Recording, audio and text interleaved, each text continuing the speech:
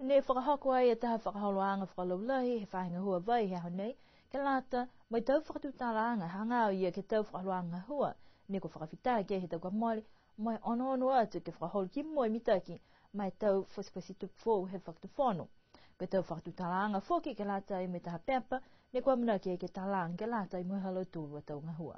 Kamatanga nei he tau fōu he whasipasi anga tupi, mai whausi mai nefi tau ka mole whoki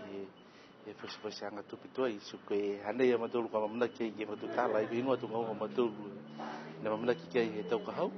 tau ne me tau ka hau, pia whoki ni me ingoa i tau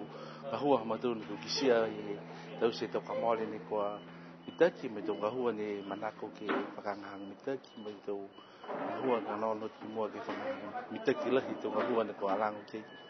Papepa ni whakapapalangi ke operational and maintenance plan, so ke palana ia lata me tau tangata ngahua ni ha matulu, ke ingoa tau pohana na tulu ka tau se tau ngahua, mai long na tulu tau wala koloa ka tau se ka tuku ai ke lata me matulu tau ngahua, ke lata ia mai puipuianga he mangalo i mai matulu ka tātua i ke lata me tau tangata ka inu mai ingoa ni he tau mena ke Menuina e whakawhono po ke tuku koe hila po ke whiwhi ni e whahi ha matulu ni lango ke e ngau e whakawhono. Koe whakakuanga hea honei ne ko whakatopia i himtakau Integrated Water Resource Management. Kua whakalataha atu ai whoki e tau tangata ngahua, ne ko whamahani ke whakatokatoka e tau laini kawihila,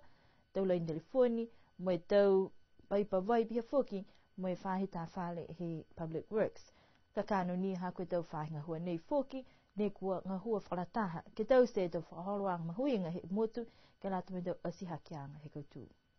Tunga nei whakisia ka pehe tau kalapola tū, ka pehe koe hila ne malona, po ke wai ne malona, ahai ai ala tūlu ia ne whakalataha atu ke tau ngahua pihia,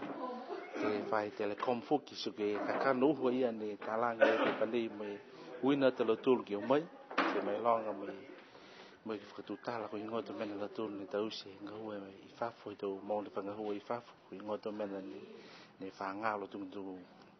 tu mena koe hani ute e tawhawa me tawhawa suki mena hia ne kakanuhu e palana nei ke o mai ki ta taius ni te mamanga monga o e ke ngahua ki whafo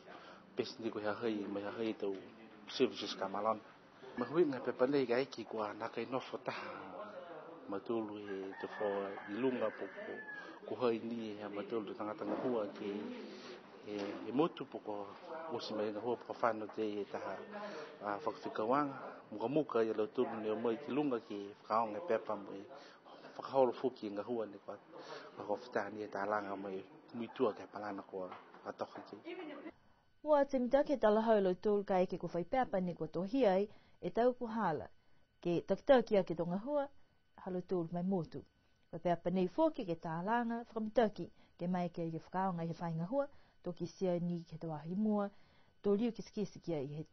kai ke whai hikianga.